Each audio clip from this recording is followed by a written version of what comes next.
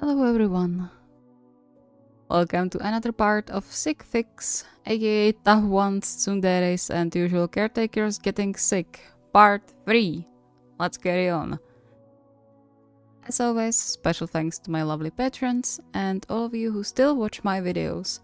Don't forget to subscribe to keep up with the uploads and check out the members only posts. The Jealousy series and Confession series are almost done there.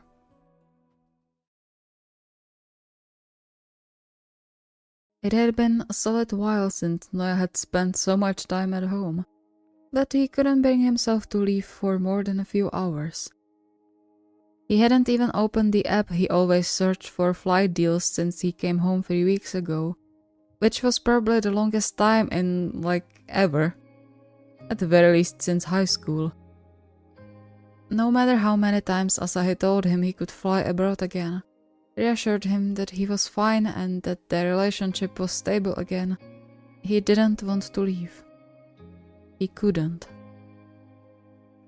Which also meant he had to find some way to burn the energy bubbling inside of him. And so he dusted off his running shoes and often headed out into the nearby parks to move and also get some inspiration for his blog. Although today he didn't feel like moving at all. Can we stay at home this week? It's the perfect weather to just stay in bed the whole day. Asahi chuckled somewhere behind him, apparently still working on his latest commission while he tolerated Noya lounging around the studio. I'd never expect to hear that from you. Although the mist makes one to stay in bed, huh? Yeah, exactly. And so how long do you still have to work? I need to finish the base. Noya groaned quietly until a large hand gently ruffled his hair. I'll need to use the sewing machine a bit. Is it going to bother you? It bothers me you have to work instead of cuddling me. I need to finish it today. I know, but that doesn't mean I have to like it. He grumbled under his breath, trying not to let Asahi petting his head distract him from being annoyed over the unfairness of the situation. But he could hardly do anything but wait. Asahi needed to work, and he had to accept it, no matter how much he wanted to just cling to his fiancée and not let go. Maybe later if he needed to do some sketches and didn't have to move around or risk getting his fingers pierced with a needle. Are you hot? Raising his eyebrow, he gave Asahi a mischievous smile. I should hope so. Oh shush, that's not what I mean. But you seem warmer than usual. To support his claim, he laid his hand against Noya's forehead, the touch sending shivers through his skin. Maybe you should really go to bed, just in case. I'm fine though. But you also went running when it's cold outside. Come on, you should at least get a hoodie. Noya wanted to protest, say that he was feeling fine and not at all sick. But Asahi was clearly worried about him, and after the last experience, he refused to make light of his fiancée's concerns. And so he just sighed and pulled himself up to ask for a kiss. Can I borrow one of yours? In response, he got the sweetest, warmest smile. Of course.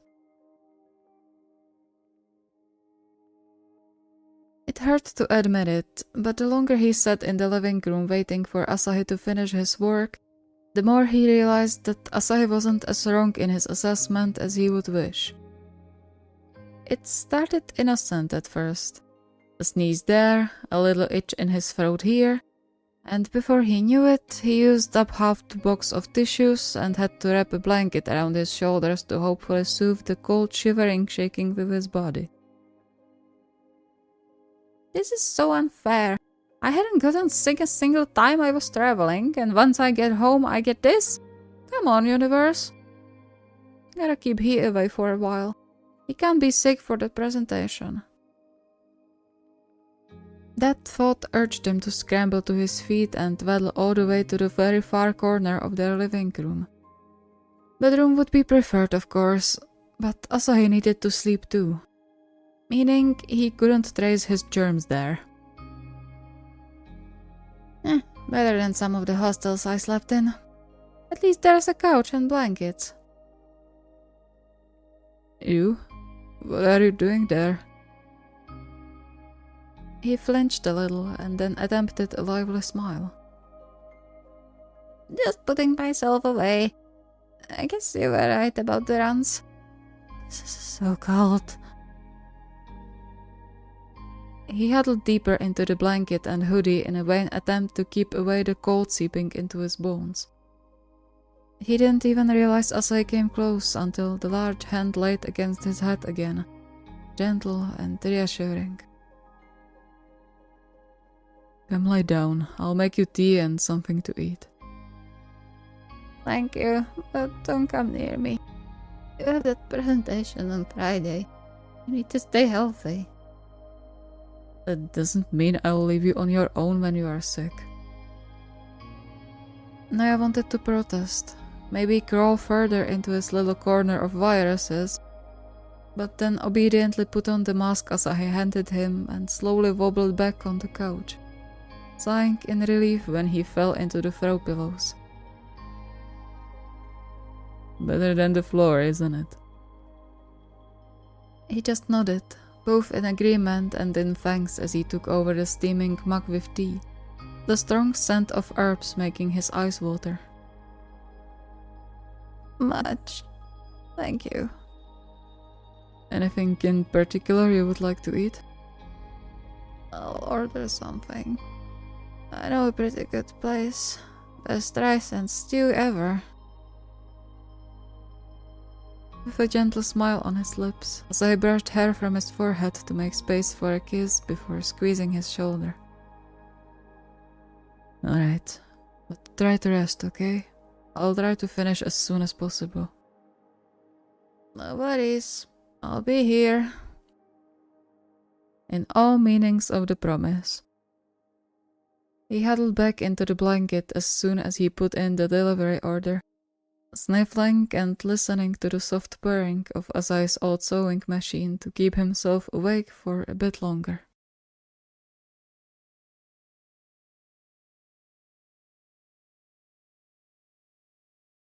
If Aone wasn't already sure the universe had something against him before the adoption fails and his new, absolutely useless manager, he definitely started to have his doubts now.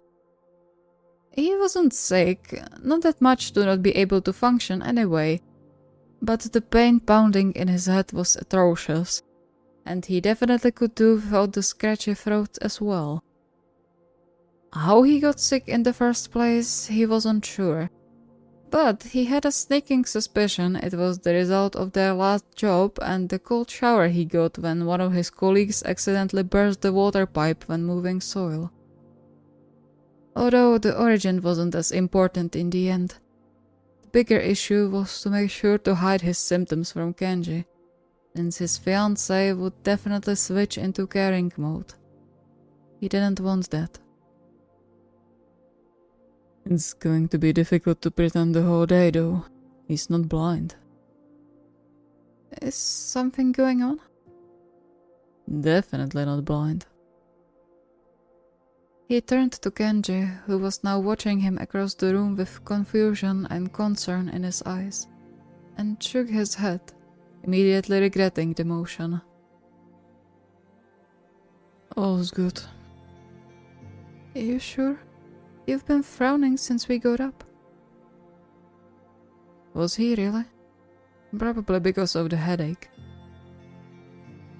I'm fine. Kenji didn't look convinced in the slightest, the way he clenched the hem of his t-shirt in his hand, alerting Aone like a red control light. Yet he didn't say anything besides a quiet "okay" and disappeared out of the door. While considerate of his boundaries, the sight hurt more than Aone would like to admit, reminding him of the moments Kenji backed away from him from fright, He hoped those moments would disappear once the stressor was gone, but apparently he was naive to think so. As if he hadn't known Kenji for a good half of their lives. As if he didn't know how deep some things cut into his beloved's soul. Pushing away his own discomfort and pain, he followed after his fiancée, finding him fidgeting in the bathroom. It hurt to see him like this, but at least he didn't flinch when he gently rubbed his shoulder. I'll move away in a bit. Don't. It's alright. He hesitated for a bit before leaning down to kiss Kenji's forehead, glad when he felt him lean into the contact as well. I don't want you to worry. You always say that. Because it's true. But it also means that something's wrong. What's going on? He reached up to cup Aone's cheek, a little scrunch appearing between his eyebrows, which Aone would call cute if it didn't mean his loved one was worried. Did you check your temperature? You've walked around in cold and wet clothes for ages. You could have gotten sick. Maybe a little bit. Why didn't you say so? You can't leave this to me to notice. I have no idea what you look like when sick. He sounded guilty, a little desperate even, urging Aone to hug him despite the danger of infecting him too. Now that Kenji said it, he realized it was true. Apart from some common sniffles or cough, he hadn't gotten sick the whole time they were dating. And considering everything, he supposed he didn't have the most usual signs of sickness either. He should have realized it sooner. Sorry. You should be. He gripped Aone's sweatshirt, burying his face into his shoulder as if trying to hide. I thought you were mad at me again. Again. He really did mess up, didn't he? Even more than he thought. He pulled Kenji closer, careful not to squeeze too tight to be uncomfortable, but enough to soothe his sudden and rather selfish urge. I've never been mad at you. Not even after that prank? No, but I understand why you think so. I'm sorry. They stayed silent for a long while, all while Aone's head hurt more and more as he tried to think of some way to repair the damage he caused in the years prior. He should have known it all started much earlier than with their fruitless attempts to adopt the child. Before Kenji's injury, before the prank, heck, maybe even before the proposal. And he was blind to it until now. You should go to bed. You're starting to feel like a furnace. We have work. And you are sick because of said work. He stepped back from the hug and nudged Aone towards the door, pushing him all the way back to the bedroom. Aone led him, unable to protest or wanting to hide anything anymore. Let me call your boss and then I'll order us something. I can do that. Nuh-uh, you won't move out of the bed until I know you're okay again. So give me your phone and leave it up to me, Aone gave up, surprising himself with how easily he did so, since the reason for today's whole misunderstanding was to prevent Kenji from running around him the whole day. However, he already did enough damage. The least he could do was to not argue with the person trying to help.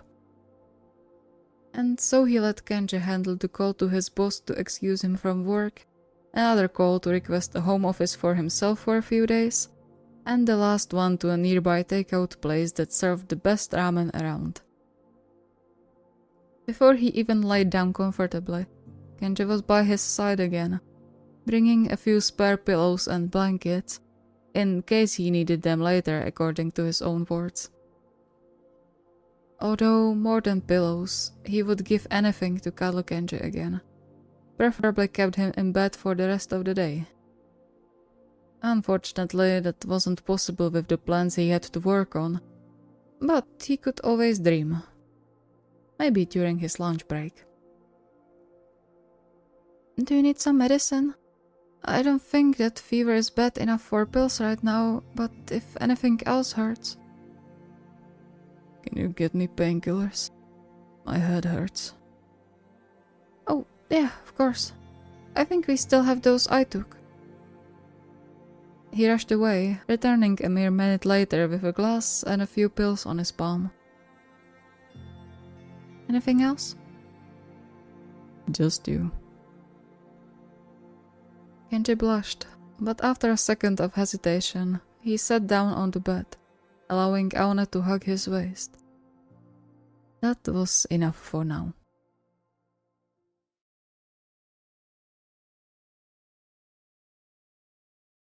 The worst thing about Sakusa that Atsumu could think of was that he never admitted when something was wrong with him. Be it some minor injury or his mental health wavering, he always kept to himself, leaving Atsumu, and everyone else really, guessing. Atsumu liked to think he had already learned how to recognize the tiny changes in his boyfriend's face and posture when something wasn't right. But as of lately, he realized just how wrong he was.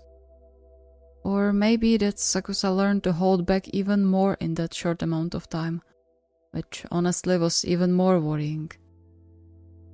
Despite that, Atsumu couldn't shake off the feeling that Sakusa was unwell that day, although he couldn't exactly pinpoint as to why the alarms sounded in his head every time he glanced at his boyfriend. The issue was, even if something was wrong, given their current situation, he wasn't sure how to approach the issue. He's just going to withdraw even more if I jump him with this. He's been so closed off since it happened. It made his chest ache as if someone was twisting his heart. The fact that he was the reason why this was the case stinging worse than when he got his palm smacked as a kid for misbehaving. Really? That's the first thing that comes to mind for comparison? Shaking his head, he refocused back on Sakusa standing, well, more like swaying, by the bench away from everyone else. He should probably wait until they were alone so that there would be no additional pressure on him from the team. But the longer he watched his boyfriend's pale face, the less he believed he could make it home in time if he waited for the practice to end. He crossed the distance in a few steps, earning a confused look from the dark and very glossy eyes when he laid his hand on Sakusa's forehead. What are you? You're burning up. You can't play if you have a fever. You'll get hurt. I'll get coach. He pulled on Sakusa's hand to make him sit down, his worry spiking when Sakusa no less than fell on the bench, and rushed to talk to their coach, ignoring the weak protests. It only took a few seconds to explain, and then he was once again dragging Sakusa outside the gymnasium, his other hand working on calling them a taxi.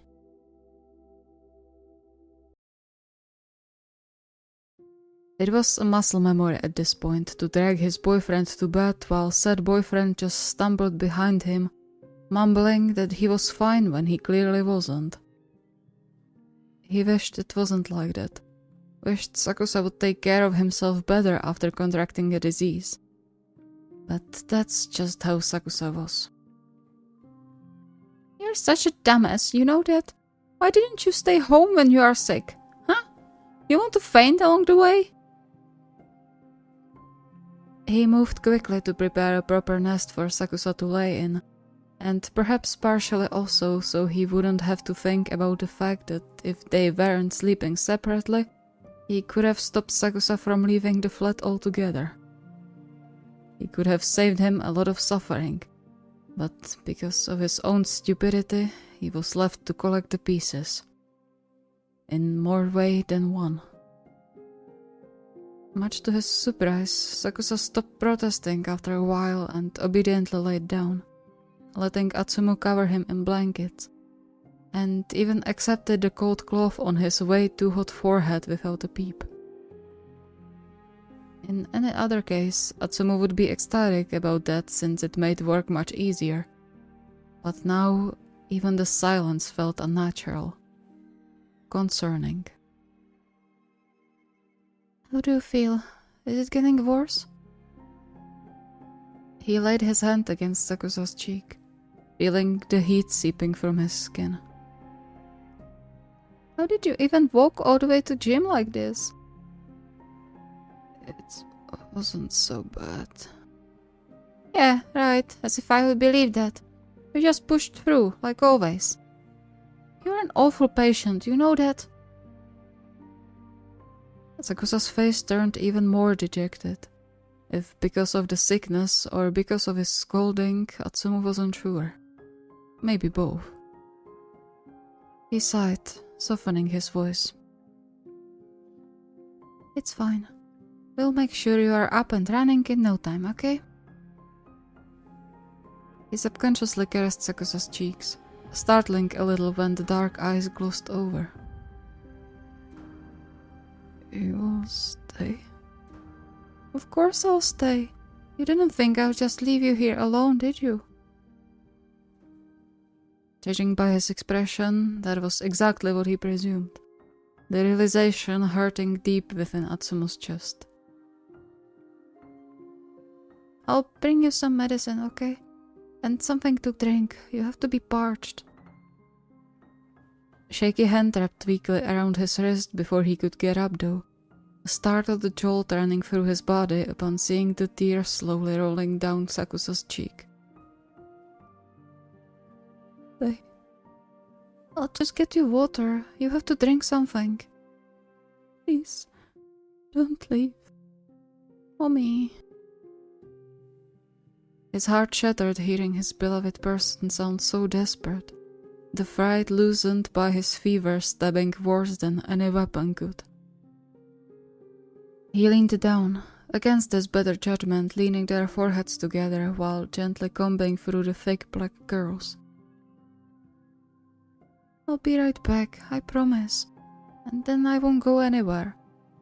But right now I need to take care of you a bit, okay? So stay here, I'll bring you water. He waited patiently until the grip around his hand loosened enough for him to pull away, giving Sakusa a reassuring smile before he headed to the kitchen to fetch water and another wet cloth, trying his hardest to not tear his hair out in frustration. He hated feeling so powerless, able to just watch his boyfriend fight with the sickness and only extend the helping hand whenever he could. Although perhaps the fact that Sakusa still reached out to him, so scared he would leave, frustrated him even more.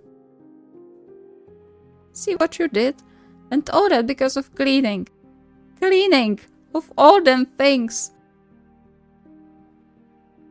He smashed his palm into the counter, biting hard on his lip to stop the anger shout already bubbling in his throat. A just anger, he would say, aimed at himself and no one else.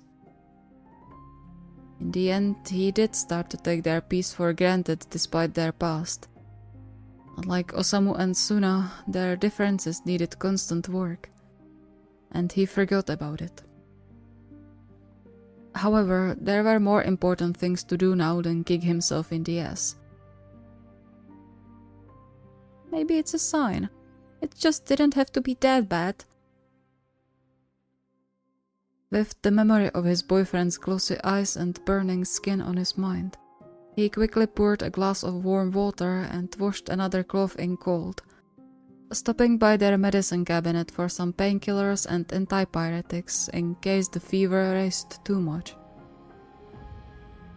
The dark eyes turned to him the moment he entered, and he was quite sure he saw relief glimmer in them before it hid behind the layer of tears.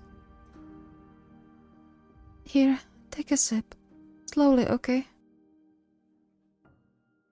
He held the glass to Sakusa's lips, helping him get at least some liquids in him before laying him back on the pillow. Rest. You need to sweat it out. Will you? I'll be here. He smiled, gently squeezing Sakusa's hand. I promise.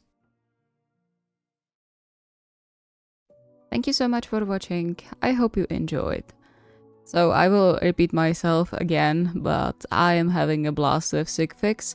However, I will make a little break in between this part and the next part, because winter is coming and Christmas is coming, and a lot of stories like winter and Christmas themed are coming. So I probably will pause the next part of Sick Fix until some week later. It is going to come out in December for sure, just not next week. But there's more stuff coming up, so no worries. If you have any requests or ideas, the request form is linked in the video description. See you next time.